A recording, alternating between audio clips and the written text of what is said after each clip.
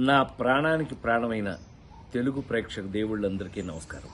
మొన్న Robin Hood pre release ఈవెంట్లో అనుకోకుండా డేవిడ్ వార్నర్ మీద నా నోట్లోంచి ఒక మాట దొర్లింది.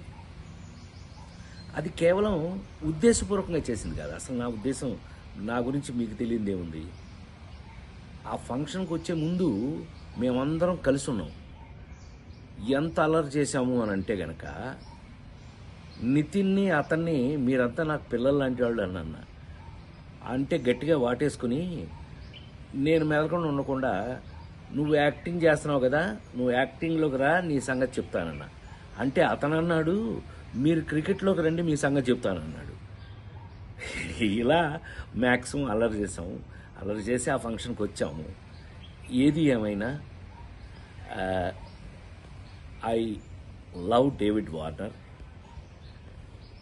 I love his cricket. David Warner love our films, love our acting.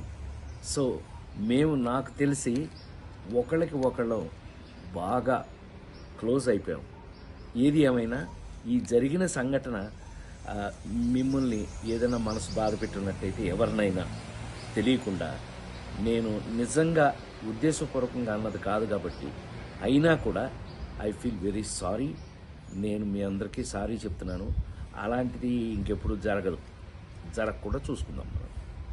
కానీ 28వ తారీఖున రాబిన్హుడ్ సినిమా మాత్రం తప్పకుండా చూడండి, మా అందరి కోసం.